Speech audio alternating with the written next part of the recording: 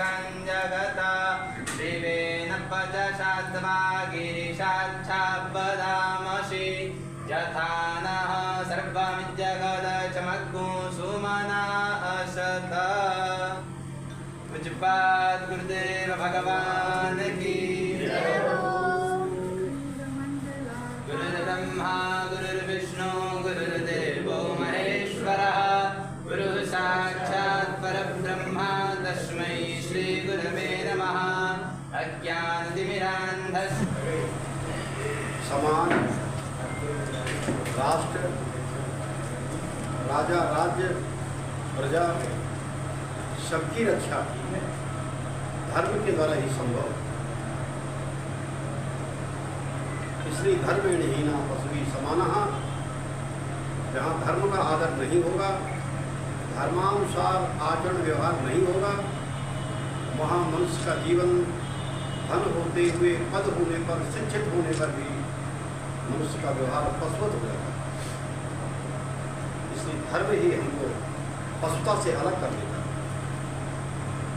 इसलिए राम कथा रामायण नवरात्र के पावन पर्व पर 9 दिन इस स्वरूप विद्या निकेतन में रखा गया है। ये हमारी परंपरा है कि हम धर्म की परंपरा का आदर करें, उसका रक्षण करें, प्रचार प्रसार करें, हम भौतिक शिक्षा भी ग्रहण करें और साथ साथ आध्यात्मिक लाभ भी हम प्राप्त करें।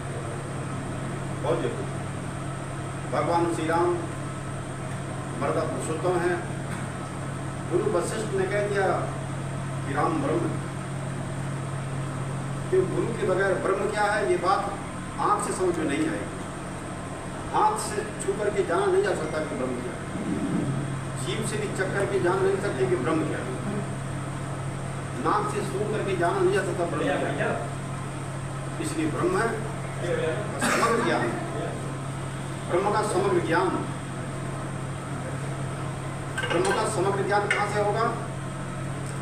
ब्रह्म का समग्र ज्ञान ही गुरु से होगा और कोई नया ज्ञान नहीं। कोई नया ज्ञान नहीं, ज्ञान कोई नया अभी तक बना ही नहीं। जितना ज्ञान आया इस संसार में वो सब वेदों से आया और वेद स्वरूप भगवान नारायण है। ब्रह्मा जी वेद लेकर के उत्पन्न हुए थे और उसी वेद का विस्तार वेद अभ्यास जी ने किया हम सब मनुष्यों का कल्याण के लिए। भगवान नारायण की नाभ कमल से ब्रह्मा जी उत्पन्न होते हैं सर्वत्र। और ब्रह्मा जी को ये मालूम नहीं पड़ता कि हमारा मूल क्या है। ब्रह्मा जी ने बहुत ही खोजा, अपना मूल खोजा, पर उन्हें अपने मूल का ज्ञान नहीं। ऊपर से आकाशवाणी हुई तपस्या करो तप करो, तप शब्द तो ब्रह्मा जी ने तप। ब्रह्मा जी के तप से भगवान नारायण प्रकट हुए। तब भगवान नारायण ने ब्रह्मा जी को उपदेश दिया। किसका उपदेश दिया? यही सनातन धर्म का उपदेश दिया, सनातन ज्ञान का उपदेश दिया, भागवत तत्व का उपदेश दिया, अपने से एकता का ज्ञान दिया कि तुम जिस काम के लिए आए हो तुम्हें वो काम करना है।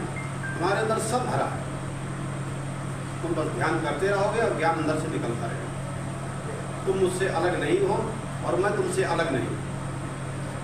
इसलिए ब्रह्मा जी हमेशा नारायण भगवान को अपना गुरु मानते और उन्होंने फिर जैसा जैसा संकल्प करते रहे उनके अंदर भरा था।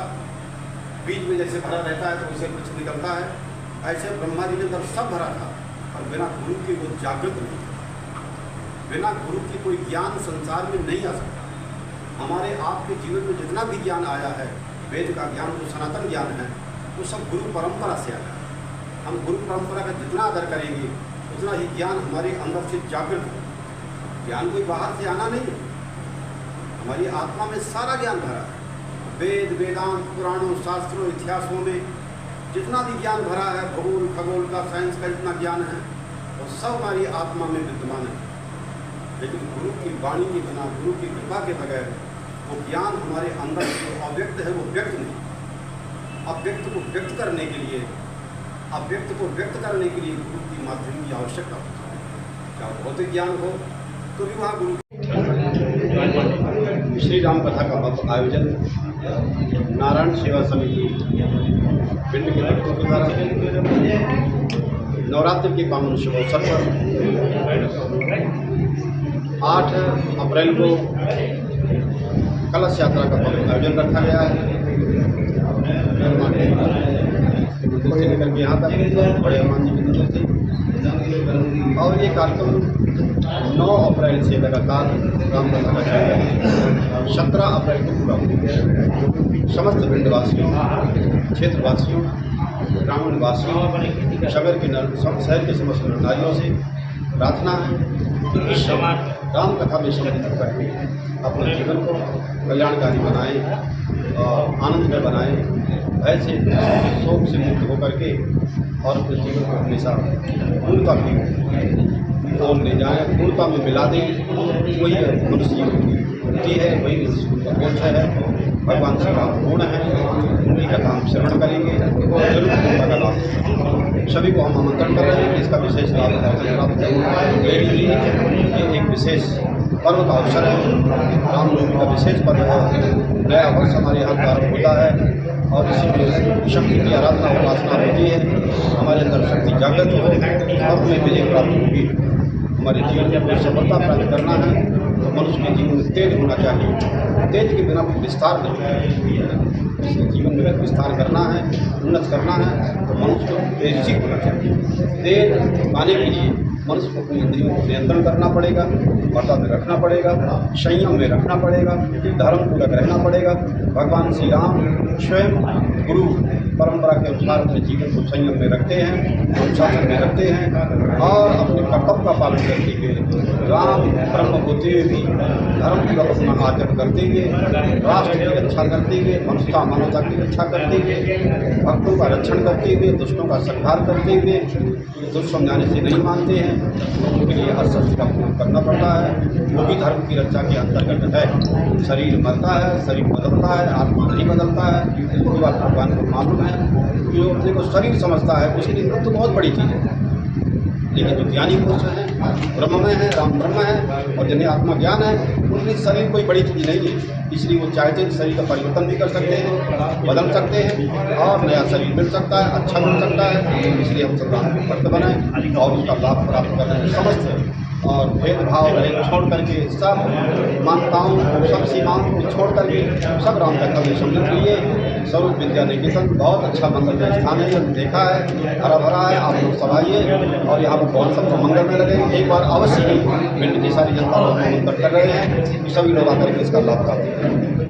एक नेतृत्व है भगवान श्री राम के नेतृत्व में, सभी एकत्र होकर के महान कार्य को करते हैं। जीवन में माता पिता गुरु की आज्ञा का पालन, धर्म की आज्ञा का पालन सुख से हो जाए, आराम से हो जाए, लाभ के लिए हो जाए तो सभी आज्ञा पालन करने को तैयार रहें। और माता पिता गुरु की आज्ञा के पालन करने में कोई कष्ट भी आए, तकलीफ भी आए और दुख भी आए और अगर उसको हम पालन करते हैं तो वही श्रेष्ठ होता है। उसी के संसार की कीर्ति बढ़ती है, यश बढ़ता है, नाम बढ़ता है और संसार में आगे आने वाले समाज के लिए वह एक मार्गदर्शक बन जाता है, प्रेरणा का स्रोत बन जाता है। उसी के माध्यम से ही उसको ये सब जानकारी हो जाती है, दूसरों को भी प्रेरणा प्राप्त होती है महान पुरुषों के चरित्र उपदेश लीला के द्वारा। राम कथा का यहाँ 9 दिन बढ़िया भव्य आयोजन होगा। आप लोग सब उसमें सम्मिलित होंगे, सब पेपर मीडिया में लोग निकालोगे, लोगों का जन कल्याण होगा। सभी परिवार के लोग आएंगे, सभी जाति के लोग आएंगे, सभी पार्टियों के लोग आएंगे, सभी बोलने के लोग आएंगे। सभी लोगों को यहाँ पर आने का अधिकार है। बुरा से बुरा आदमी हो वो भी यहाँ पर आने का अधिकार है, ताकि उसका भी विचार पलट जाएगा, अच्छी बातों को श्रवण करेगा। हमारा श्रवण उत्तम कोटि का होना चाहिए। पहला काम, हम बचपन से माँ की सुन करके मानते हैं, बचपन से हम सुन करके ही तो मानते हैं, देखते हैं और सुनते हैं, लेकिन हमारा संस्कार सुनने ज़्यादा बढ़ता है। माँ कहती है कि इसको नहीं छूना है, इसको छूना है, ये खाना है, इसको नहीं खाना है। माँ हाथ पकड़ लेती है छोटे बच्चे को, उसको अधिकार है अपने बच्चे को सुरक्षित रखना चाहिए। ऐसे भगवान के हम तुम सब बच्चे ही हैं।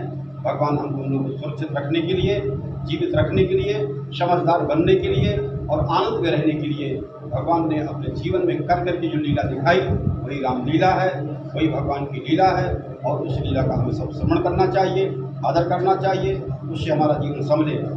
मानव का श्रवण उत्तम कोटि का होना चाहिए, मानव का दर्शन भी उत्तम कोटि का होना चाहिए, मानव का स्पर्श भी उत्तम कोटि का होना चाहिए, और उसको गंध लेना है तो उत्तम कोटि की होनी चाहिए, अर्थात जहाँ पर यज्ञ हवन पूजा हो। और साथ ही साथ मनुष्य का जो और रस ग्रहण करना है, आहार है, वो भी मनुष्य को उत्तम कोटि का होना चाहिए। अर्थात मनुष्य को जो रस ग्रहण करता है, भोजन ग्रहण करता है, प्रसाद ग्रहण करता है, पान करता है, जीभ से रस ले रहा है, वो भी उत्तम कोटि का होना चाहिए। अगर हमारा श्रवण उत्तम कोटि का होगा तो हमारा अंतःकरण उत्तम कोटि का बन जाएगा, उत्तम कोटि का दर्शन होगा तो हमारा मन और अंतःकरण उत्तम कोटि का बन जाएगा।